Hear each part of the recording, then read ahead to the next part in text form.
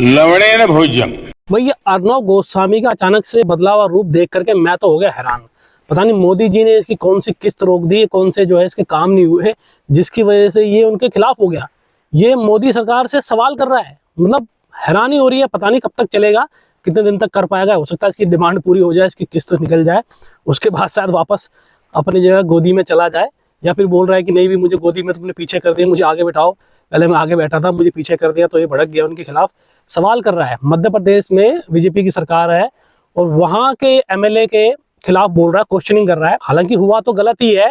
देखिए किस तरह से जो है ये एमएलए 70 लाख रुपए के पटाखे इसने जला दिए सिर्फ 10 मिनट 15 मिनट की आतिशबाजी में अपने बच्चों के। यहाँ गरीब के पास 7,000 रुपए नहीं है और यहाँ पे ये एमएलए पता नहीं कहाँ से 70 लाख रुपए आ जाते हैं सिर्फ पटाखे जलाने के लिए। तो सिर्फ 70 लाख के पटाखे जलाए, शादी में पता नहीं क्या क्या होगा और कितना रुपया होगा। क्या लेविश लाइफ ये लोग जीते हैं, luxurious, super luxurious, ultra luxurious, जो भी आप कहो ये लोग जीते हैं। एटलीस्ट कम से कम गोदी मीडिया में से किसी ने तो कम से कम बीजेपी से यह क्वेश्चन पूछने की हिम्मत की है कि इतना पैसा खर्च हो रहा है, कहाँ से आ रहा है। प्लस उसी दौरान किसी महिला की जो है मौत भी हो जाती है प्रेगनेंसी के टाइम। ये बता रहा है अर्नब गोस्वामी, आप इसको सुनिए, आपको पता चलेगा। पहली बार मतलब अब होने जा रहा है इतने टाइम बाद, किस लिए बदला हुआ है नहीं समझ में आ रहा कि इतना ये हृदय परिवर्तन हुआ कैसे हमारे अर्नब गोस्वामी का। ये इस तरह से सरकार से सवाल कर रहा है। I want to ask the Bharatiya Janata Party,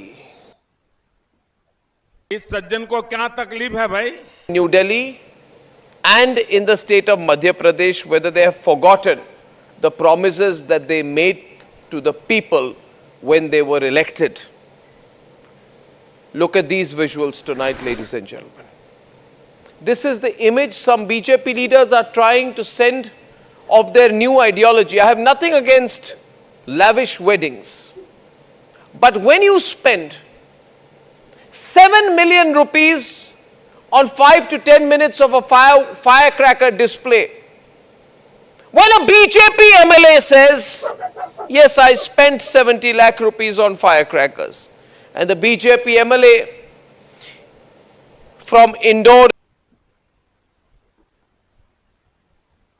his name is Golu, fly private jets all the time, buy the most expensive cars. BJP leaders and leaders in BJP and BJP coalition governments own large and huge amounts of property.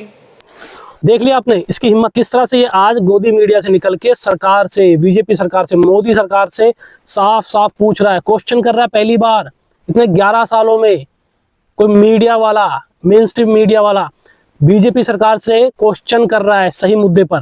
देख लिया आपने। अभी यही नहीं, अभी और देखिए आप, ये दूसरे वीडियो देखिए इसका अर्नब गोस्वामी का। ऐसा नहीं कि चलो एक वीडियो में इसने पूछ लिया, क्वेश्चन कर लिया एक मुद्दे पर। दूसरा वीडियो देखिए, AQI पे ये इन्वायरमेंट मिनिस्टर से सवाल कर रहा है। चुप ही नहीं हो रहा बंदा, पागल ही हो गया। कौन सी किस्त रोक दी इसकी पता नहीं भाई, बंदा भड़क गया पूरी तरह से। बीजेपी सरकार से क्वेश्चन कर रहा है, मोदी सरकार से क्वेश्चन कर रहा है, इन्वायरमेंट मिनिस्टर से क्वेश्चन कर रहा है पोल्यूशन के ऊपर। अब देखिए ये वीडियो, आपको समझ में आएगा कि भाई बंदे के अंदर बदलाव। मैं तो समझ नहीं पा रहा कब तक रहेगा इसका बदलाव, और हो सकता है हमेशा के लिए रहे, हो सकता है कुछ टाइम के लिए उसकी किस्तें पूरी हो जाएं, मोदी जी इसकी इच्छा पूरी कर दे, गोदी में फिर से इसको आगे बिठा दे तो ये वापस अपने जो है बैक टू पेविलियन हो जाए। लेकिन फिलहाल तो भाई बंदे ने कमाल कर दिया, क्वेश्चन करना शुरू कर दिया है। आप देखते हैं, देखिए वीडियो देखिए आप। Prime Minister Narendra Modi is not intervening on this. I'm sorry, but we're asking for leadership here. So we are in a national health emergency. The Prime Minister no less must intervene in this matter, because I have not heard a word, and I'm giving my first empty chair tonight to Bhupendra Yadav, Central Narendra Modi's Minister for Education. May I ask you, Charu Pragya, where is the Union Minister for Environment? Where is, I am asking you tonight in all seriousness, Charu Pragya, you come and take the brickbats rightly on behalf of your party. We are all suffering. We haven't heard a word from the Union Minister for Environment, Dr. Bhupendra Yadav, who I told was one of the hopefuls for the BJP president's position. I was told he's in the race to be BJP president. Well, best of luck to him. You already got a working BJP. ये है दिल्ली के इस time पे पर्यावरण मंत्री हैं BJP सरकार के। बीजेपी सरकार है दिल्ली में, रेखा गुप्ता की सरकार है, अच्छी सीएम बताते हैं इनको। अब देखिए ये किस तरह से पोल्यूशन के ऊपर केजरीवाल सरकार पे इल्जाम लगा रहे हैं। ठीक है, जब दिल्ली में केजरीवाल सरकार थी तब ये ऑपोजिशन में थे, तब इनके पास 50 तरीके थे दिल्ली से पोल्यूशन को हटाने के, कि हमारी सरकार आते ही हम यूं करके जो है पोल्यूशन हटा देंगे। तब तो ये केजरीवाल सरकार पे आरोप लगाते थे कि केजरीवाल सरकार पोल्यूशन को कंट्रोल नहीं कर पा रही, और इनके पास सारे उपाय थे। और आज जब इनकी सरकार आ गई है, इतना टाइम हो गया है, लगभग साल भर होने जा रहा है इनकी सरकार को आए हुए, अभी तक ये पोल्यूशन का सोल्यूशन नहीं निकाल पाए। इनके पास कोई सोल्यूशन नहीं है। तो क्या कर रहे हैं, वही ठीकरा फोड़ रहे हैं कि केजरीवाल की वजह से हो रहा है, केजरीवाल की जो है सरकार जो है जगह जगह जा करके जो कूड़ा जला रही है जिससे पोल्यूशन हो रहा है। और इनकी मंत्री ने बयान दिया है कि तंदूर बंद करवा दो, ठीक है, तो उस वजह से पोल्यूशन कम हो जाएगा। क्या क्या तरीके निकाल रही है। So experts are warning that 10 months would have been sufficient for the government to solve this issue. क्या तरीका है? ये आप ऐसे क्यों Any response to the situation? कैसे करके आए सबके साथ बाइट ना, आपने सुना सब कुछ, फिर आप You're ऐसा saying it's impossible to solve the problem within 9 to 10 कर months. रहे हैं आप ऐसा? What is your response, sir? ना आप ऐसे क्यों कर रहे हैं? आपको इनको एक एक को हैंडल कर पाऊंगा ना, तो आप बोल रहे हैं, बताए, आप सुन लिया अंदर ना। This AQI issue, experts are saying that this could have been if the government had the wheel. Do you think the government has failed? Who is expert that's told you? Can you name that expert? So we can at least have a conversation with them and find out. I think it is not I said it's impossible. I must again say, reiterate, it's impossible for any government, for any purpose. If it has been possible, then why it took 10 years for Aam Aadmi Party? So how many years, maybe? What many years? Week? Please let me answer your question, please. It is not about the years. It are the what steps are taken. We have to completely go with the fossil fuel vehicles. You should adopt EV vehicles, which we are doing. You need to have an end-to-end carpeting of roads, so there should be no dust. You need to remove that all dumps of legacy waste which we जब केजरीवाल की सरकार थी तब तो ये आरोप लगाए जा रहे थे केजरीवाल से पोल्यूशन नहीं हो रहा, केजरीवाल ने पोल्यूशन फैला रखा है, केजरीवाल ही जगह जगह आग लगा रहा है। अब ये लोग क्यों, अब तो इनकी सरकार है, सब कुछ इनके हाथ में है ना, अब ये क्यों नहीं कर पा रहे? अब ये अलग अलग तरह के बयानबाजी कर रहे हैं, अलग तरह के। मैं यही बता रहा हूँ कि ना तो मैं केजरीवाल सरकार के खिलाफ हूँ, ना उनके साथ हूँ, ना खिलाफ हूँ, ना ही मैं बीजेपी के साथ हूँ, ना खिलाफ हूँ, ना ही मैं कांग्रेस के पक्ष में हूँ या विपक्ष में हूँ। मैं यह बताना चाहता हूँ आपको कि कोई भी सरकार हो, उसके पास सारे इलाज होते हैं सत्ता में आने से पहले, कि कैसे ये सब ठीक होगा, पोल्यूशन कैसे ठीक होगा, सड़कें कैसे ठीक होंगी, ट्रैफिक कैसे ठीक होगा, सब इलाज होते हैं उसके पास। जब तक वो सत्ता में आता नहीं है, पब्लिक को वो सारे तरीके बताता है ताकि पब्लिक का विश्वास जीत सके कि भाई मैं आ जाऊंगा तो ये कर दूंगा, ये चीज जिस चीज से आप बेसिक चीज से परेशान हो मैं ठीक कर दूंगा, मेरे पास इलाज है। और सत्ता में आने के बाद उसके पास कोई इलाज नहीं होता, क्योंकि अब तो आ गया। बस यही हर सरकार का काम है। कोई भी सरकार आपसे वादे कर रही है कि मैं ये प्रॉब्लम ठीक कर दूंगा, समझ लेना सिर्फ वो आने के लिए, उस कुर्सी पे आने के लिए ही वादा कर रहा है, सोल्यूशन उसके पास भी नहीं है। इतने सालों से किसी भी सरकार के पास किसी भी चीज का सोल्यूशन नहीं है, ना तो करप्शन का कोई सोल्यूशन है, ना ही ये पोल्यूशन का कोई सोल्यूशन है, ना ही ट्रैफिक का कोई सोल्यूशन है, क्योंकि ये लोग सोल्यूशन पे काम ही नहीं करते ना। इन लोगों को तो यही, हमारे देश के अंदर बस यही राजनीति है कि 24 घंटे बस एक दूसरे पे आरोप लगाते रहो और कुर्सी के पीछे लड़ते रहो।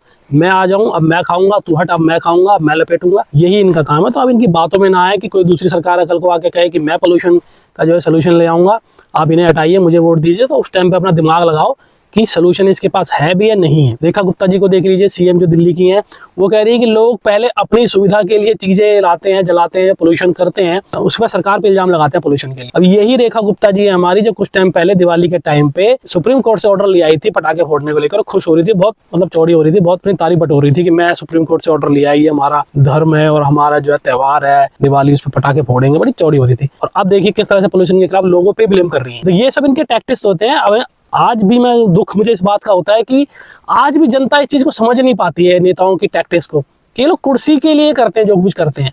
आप लोगों को हंसाते हैं, खुश कर देते हैं कि मैं ये सोल्यूशन ले आऊंगा, ले आऊंगी, आप इसको हटाइए। और आज भी लोग वही कर रहे हैं कि इसको हटाओ वो सोल्यूशन ले आएगा, उसको हटाओ तो वो सोल्यूशन ले आएगा। अपना दिमाग लोग लगा ही नहीं रहे। अभी कुछ टाइम पहले कह रही थी कि मैं पहाड़ से बोलूंगी, मैं जाके जो है गाजीपुर के जो कूड़े का पहाड़ है उससे बोलूंगी कि जा कूड़ा जा, तुझे जाना पड़ेगा। अब हर 15 दिन में हमारा मंत्री जाके कूड़े के पहाड़ पे जाता है और उसको बोलता है खड़ा होके, तेरे को जाना पड़ेगा भाई। हर बार हर 15 दिन में जाके कह रहे जाना पड़ेगा भाई।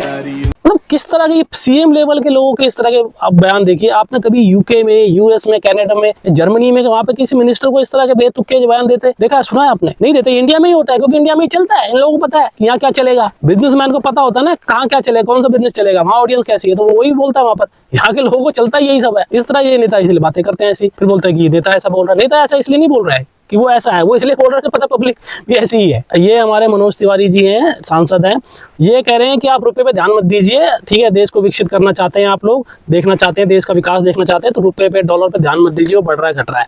लेकिन जब इनकी सरकार नहीं थी, बीजेपी सरकार नहीं थी 2014 से पहले, तो मोदी जी का क्या बयान है सुनिए, आप बयान सुन लीजिए मोदी जी का खुद क्या बोल रहे हैं मोदी जी। तब डॉलर की बड़ी चिंता थी, तब रुपए की बड़ी चिंता थी, रुपया गिर रहा है, किस देश का जो रुपया गिरता है, किसका नहीं गिरता है, नेता क्या होता है क्या नहीं होता है, मोदी जी का बयान आप खुद सुन लीजिए। और आज इनके ही सांसद बोल रहे हैं बीजेपी के कि आप ध्यान ही मत दीजिए डॉलर पे रुपये पे, अगर इंडिया का विकास देखना है। तो उस टाइम पे क्यों आप ध्यान दे रहे थे डॉलर पे रुपये पे? अगर आपको विकास देखना था तब तो आप यही मुद्दे लेके बैठे थे। और आज के लोगों को ये बता रहे हैं कि आज पे ध्यान ही मत दीजिए। और फिर कुछ दिनों पहले हमारे ये मनोज तिवारी जी ये बोल रहे थे कि हम तो इंडिया में रहते हैं, इंडिया में रुपया चलता है, डॉलर से हमें क्या लेना देना। मतलब हद हो गई यार। मतलब ये हमारे मिनिस्टर है, ये हमारा देश चला रहे हैं, जिनको पता ही नहीं है कि क्या फर्क पड़ता है डॉलर से और क्या नहीं पड़ता है। ठीक है, अब देखिए मोदी जी का बयान आप सुनिए, आपको खुद समझ में आ जाएगा। आपने सुना भी होगा, ये सोशल मीडिया पे काफी वायरल रहता है ये वाला वीडियो।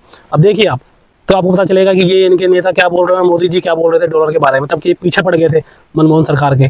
तो उस टाइम पे मेरे ख्याल से डॉलर रहा होगा 65-67 के आसपास रहा होगा।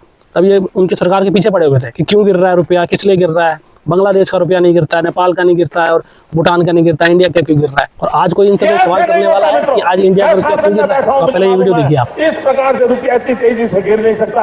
अरे नेपाल का रुपया नहीं गिरता है, बांग्लादेश की करेंसी नहीं गिरती है, पाकिस्तान की करेंसी नहीं गिरती, श्रीलंका की करेंसी नहीं गिरती, क्या कारण है हिंदुस्तान का रुपया पतला होता जा रहा है? ये जवाब देना पड़ेगा आपको। देश आपसे जवाब मांग रहा है। किसी भी पार्टी पे आंख बंद करके भरोसा करने की जरूरत नहीं है। अपना खुद का दिमाग लगाओ यार। ये 2025 चल रहा है, 1947 नहीं चल रहा है कि लोगों को ज्ञान नहीं है। सोशल मीडिया आज सबके पास है, सब लोग सब कुछ देख रहे हैं, सब पढ़े लिखे हैं। अब जनरेशन पढ़ी लिखी है। खुद का दिमाग लगाओ। कोई भी नेता अभिनेता कोई भी अगर आपको कोई भी बयानबाजी देता है जिसका कोई तर्क नहीं है, कोई फैक्ट नहीं है, ठीक है, तो उस पर विश्वास करके उसे वोट देने की जरूरत नहीं है। भाई इन सब चीज़ों से बाहर निकलो। किसी भी दूसरे देश में इस तरह की बातें नहीं होती, इस तरह की डिबेट नहीं होती जो यहाँ चल रही है। यहाँ चल क्या रहा है, देखो यार क्या ड्रामा चल रहा है, किस तरह की बयानबाजी दे रहे हैं ये नेता, किस तरह की जो बयानबाजी हो रही है। क्यों? क्योंकि पब्लिक को यही चाहिए, पब्लिक को इसी में मजा आता है। आप मेरी इस बात को ध्यान रखना, पब्लिक हमेशा जैसी सोच रखती है नेता वैसा ही भाषण देता है। नेता कभी वो चीज नहीं बोलता जो उसको खुद को सही लग रही है, वही बोलता जो पब्लिक को चाहिए। जिस तरह की पब्लिक है, कोई भी बंदा बिजनेस करता है तो वही बिजनेस करता है ना जिस चीज की डिमांड है मार्केट में, कस्टमर की, कंज्यूमर की जो डिमांड होती है उसी चीज का बिजनेस होता है। वही प्रोडक्ट मार्केट में लाया जाता है, उसी ज्यादा बेचा जाता है जिसकी मार्केट में डिमांड है। तो मार्केट में अपनी इंडिया की जो मार्केट है ना, मार्केट ही यही है इंडिया में। बताऊं आपको, यहाँ लोगों की डिमांड ही यही है। धर्म, मंदिर, मस्जिद, जात, बिरादरी, यही डिमांड है ये। यहाँ इसी में बटे हुए लोग, इसीलिए ये नेता लोग यही बात करते हैं। इनको पता है कि ये लोग इसी बात पे वोट देंगे। और मैं इनके पक्ष की बात बोलूंगा, इस धर्म की बात बोलूंगा, क्योंकि यहाँ ज़्यादा जो मेजोरिटी में है वो हिंदू ही है, चाहे वो फिर किसी भी कास्ट क्यों है, तो वो सब हिंदू, तो वो हिंदू मुस्लिम इसलिए करते हैं, लोग उस बात वोट देते हैं। लोगों की ये सोच जब तक बदलेगी नहीं, नेता वही बयानबाजी करेगा। जिस दिन लोगों ने आवाज़ उठानी शुरू कर दी कि हमें सड़क चाहिए, हमें अच्छी सड़क चाहिए, हमें जो है अच्छे स्कूल चाहिए, अच्छा हॉस्पिटल चाहिए, अच्छी हवाई यात्रा चाहिए, सब कुछ अच्छा चाहिए, ट्रेन अच्छा चाहिए, सब कुछ अच्छा चाहिए, तो सब कुछ हमें ठीक चाहिए, तो ये नेता लोग अपने आप ही फिर वही बेचने लगेंगे, वही सब करके दिखाएंगे। ये पता चल जाएगा लोगों को ये चाहिए, ये करेंगे तो वोट देंगे लोग, नहीं तो नहीं देंगे। लेकिन यहाँ हो यही रहा है कि ये चीज़ ठीक होने का नाम ही नहीं ले रही कि लोग सुबह सुबह आप उठो, आप देखो लोगों के फ़ोनों में, मेरे भी काफ़ी लोग हैं जिनको मैं जानता हूँ जिनकी उम्र 30 से लेकर 40-42 के बीच में होगी। सुबह उठते ही मैं वो स्टेटस जब भी चेक करता हूँ जो है भक्ति के और हनुमान के, कभी कोई शिव जी के, किसी के स्टेटस सुबह सुबह लगाते हैं। तो उनके दिमाग में वही भरा हुआ है कि सुबह सुबह भगवान के स्टेटस। मैं ये कह रहा हूँ ठीक है लगाओ, भगवान को आप पूजा कीजिए, सब कुछ कीजिए, लेकिन तो प्रचार क्यों कर रहे हैं आप? उसको प्रचार मत कीजिए। इससे पता चलता है कि आपके भेजे में क्या भरा हुआ है, कि आपको 24 घंटे बस यही धर्म की बातें करनी है, धर्म से ही रिलेटेड, आपको धर्म से रिलेटेड सोच रखनी है। और यही नेता लोग चाहते हैं। उन्होंने समझ लिया कि आपको 24 घंटे दिए भगवान के ऊपर ही आपको चाहिए, इसलिए वो मंदिर बनवाते हैं, इसलिए मस्जिद बनवाते हैं, इसीलिए वो सारी चीज़ें करते हैं। 3-3 हज़ार करोड़ जो है वो मंदिरों में और जो है मूर्तियों में खर्च कर देते हैं। ठीक है, उसका रीजन यही है क्योंकि आपको उस 3,000 करोड़ से हॉस्पिटल नहीं चाहिए, आपको उस 3,000 करोड़ से अच्छे स्कूल नहीं चाहिए, अच्छी सड़कें नहीं चाहिए, आपको मूर्ति ही चाहिए। तो इसीलिए वो 3,000 करोड़ मूर्ति पे खर्च कर देते हैं, आपकी बेसिक जरूरत पे खर्च नहीं करते। इसलिए अपना दिमाग लगाइए, जो सही बात कह रहा है, जो सही में कुछ करने वाला बंदा है, उसी को चुनिए। चलिए आज के लिए इतना है, कल को कोई दूसरा कोई आएगा नमूना कोई बात लेकर के तो उसकी बात छेड़ेंगे। ठीक है, फिलहाल चलते हैं।